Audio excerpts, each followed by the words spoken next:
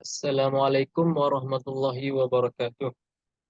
Saya akan membentangkan tentang kertas cadangan penyelidikan bagi kajian tindakan saya, iaitu yang bertajuk Rumus PAK 123 dalam membantu murid tahun 5 berlian membina ayat yang gramatis berdasarkan gambar. Pembentang iaitu saya sendiri yang bernama Ahmad Kamil bin Aminuddin. Bagi penyelia untuk kertas cadangan ini iaitu Encik Ahmad bin Omar. Bagi pensyarah untuk subjek penyelidikan ini iaitu Dr. Rosli bin Abdul Rahman. Okey, baiklah kita bergerak kepada isi kandungan yang terdapat dalam kertas cadangan ini. Yang pertama iaitu pendahuluan, kedua fokus kajian, ketiga objektif dan soalan kajian, keempat peserta kajian dan kelima perancangan pelaksanaan kajian. Bergerak kepada pendahuluan. Perkara yang ada di dalam pendahuluan iaitu pengenalan, konteks, refleksi pengajaran dan pembelajaran. Gerak kepada pengenalan. Yalah, kemahiran berbahasa ini merupakan salah satu elemen yang penting yang terdapat dalam dokumen DSKP Bahasa Melayu.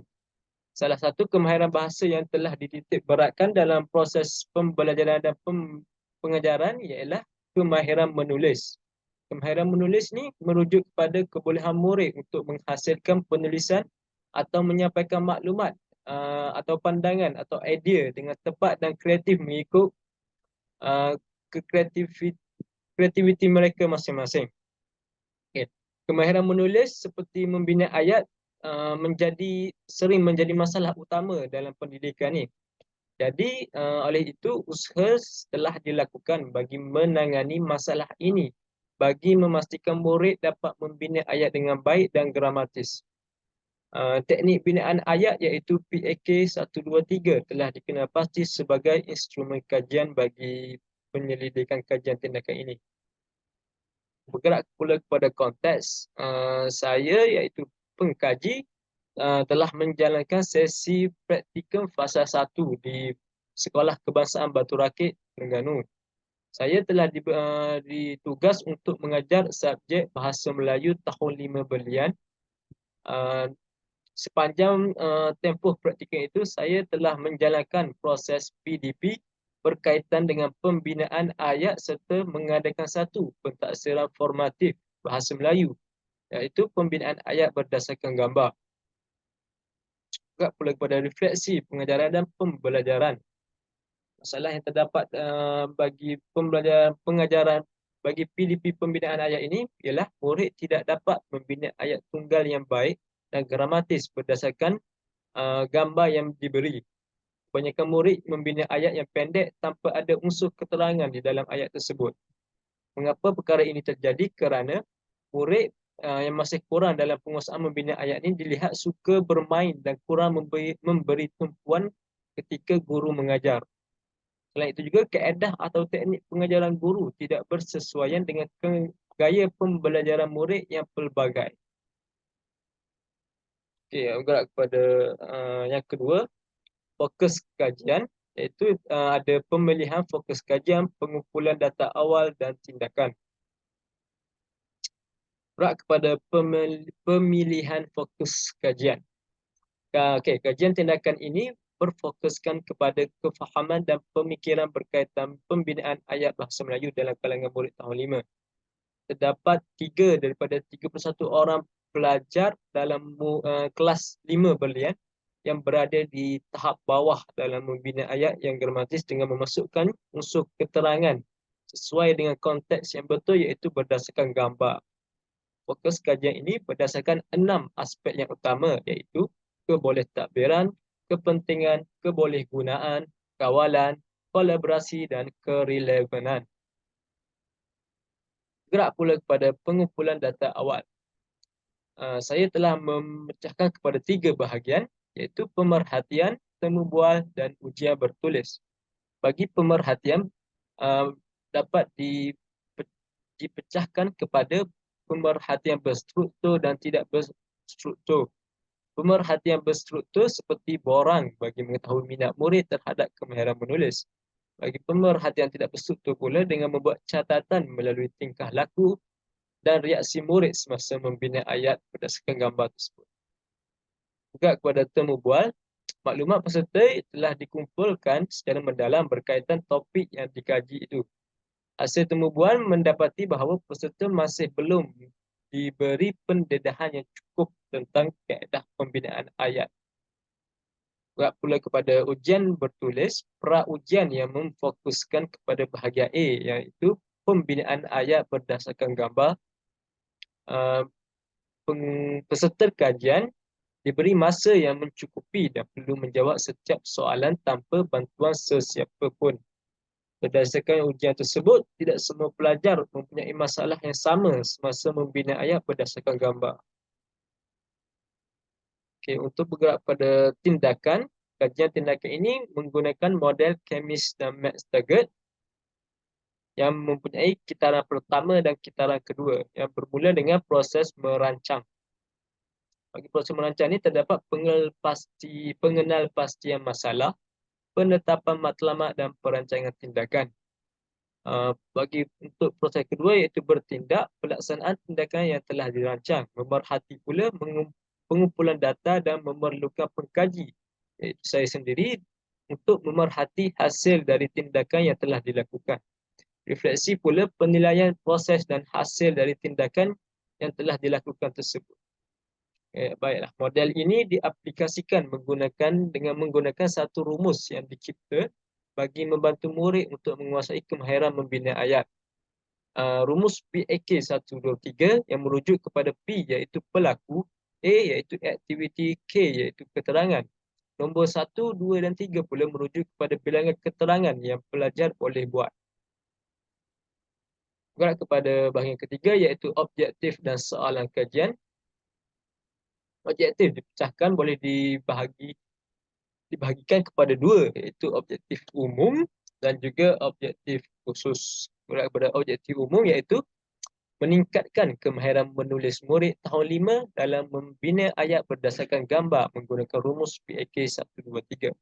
Bagi objektif khusus pula, meningkatkan kemahiran murid dalam membina struktur ayat yang betul melalui pengaplikasian rumus PAK 123 dan juga meningkatkan penguasaan murid membina ayat yang mengandungi frasa keterangan menggunakan rumus PAK 123.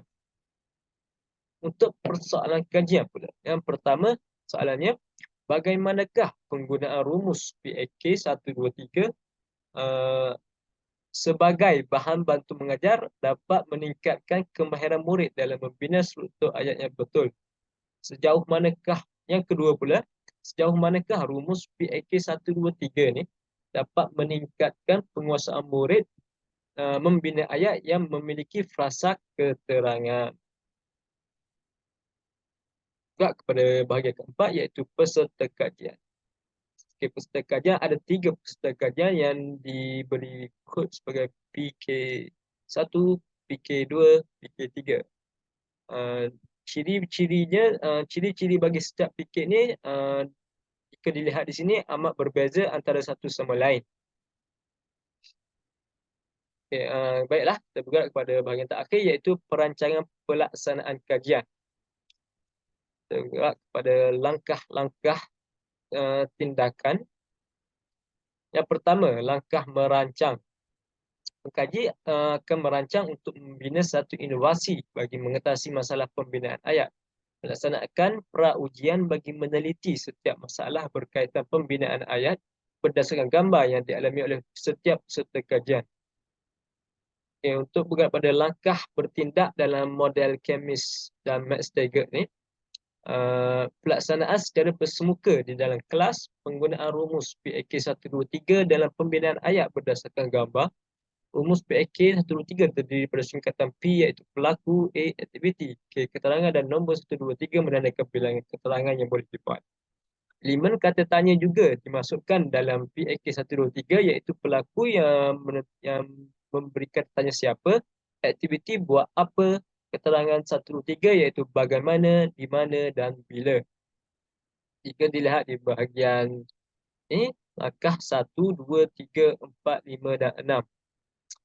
Jadi langkah pertama, pengkaji akan memperkenalkan dahulu rumus PAK kepada peserta kajian. Pekaji akan menerangkan cara untuk menggunakan rumus ini kepada peserta kajian. Peserta kajian mengenal pasti setiap pelaku yang terdapat di dalam gambar yang telah diberikan kepada mereka. Peserta kajian akan mengenal pasti aktiviti pelaku dan melakukan perluasan ayat sebagai keterangan. Yang langkah kelima pula, peserta kajian akan membina ayat dengan mengisi maklumat yang diperoleh pada ruangan jawapan. Pengkaji diminta peserta kajian diminta membina ayat berdasarkan gambar yang dipilih secara rawak.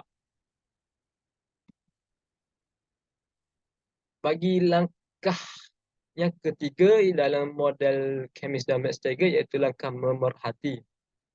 Okey, sekejap. Okey, bagi langkah memerhati iaitu memberi keutamaan dalam membuat pemerhatian ke atas keberkesanan rumus PAK 123 terhadap peserta kajian selepas intervensi dibuat. Kaji juga akan memerhati rekod markah ujian lama agar dapat dibandingkan dengan ujian yang menggunakan rumus PAK 123 berkaitan pembinaan ayat berdasarkan gambar. Oh, ini langkah keempat. Langkah keempat iaitu langkah merefleks. Refleksi terhadap proses penyelidikan tindakan ini bagi mengetahui sama ada kajian yang dibuat mencapai objektif dan persoalan kajian, meneliti kekuatan dan kelemahan yang ada dalam rumus tersebut ataupun dalam tindakan yang telah dibuat, mengenal pasti peserta kajian yang tidak mencapai apa yang ditetapkan agar dapat bergerak kepada kitaran kedua dalam model ini. Untuk perancangan kaedah pengumpulan data, iaitu yang pertama, pemerhatian. Pelaksanaan melalui pemerhatian berstruktur sepenuhnya. Bertujuan melihat respon dan pencapaian peserta kajian. Pengkaji juga dapat terlibat secara langsung semasa sesi intervensi dijalankan. Pengkaji juga akan menyediakan borang senarai semak pada peserta kajian. Yang kedua iaitu temu bual. Pelaksanaan temu bual ni berstruktur iaitu sebelum sesi. Pelaksanaan temu bual dibuat secara berstruktur sebelum sesi intervensi dan juga selepas sesi intervensi. Temu bual sebelum ni bertujuan untuk mengenal pasti masalah yang menyebabkan murid kurang mahir dalam membina ayat berdasarkan gambar. Temu bual yang dilakukan selepas intervensi bertujuan untuk menilai keberkesanan rumus PAK dalam pembinaan ayat. Okey, untuk ujian bertulis pula, pengkaji akan menyediakan kertas ujian bagi setiap fasa pelaksanaan, iaitu pra-ujian dan juga pasca ujian. Pra-ujian iaitu ujian awal tanpa bantuan rumus PAK 123, manakala pasca ujian pula ujian yang menggunakan rumus PAK 123. Bagi perancangan cara menganalisis data pula dapat dipecahkan kepada tiga, iaitu analisis data pemerhatian, analisis data temu bual, analisis data ujian bertulis. Untuk analisis data pemerhatian, iaitu menganalisis data pemerhatian secara bertema. Tema dapat dihuraikan melalui pencapaian, tingkah laku dan pelibatan peserta kajian tersebut.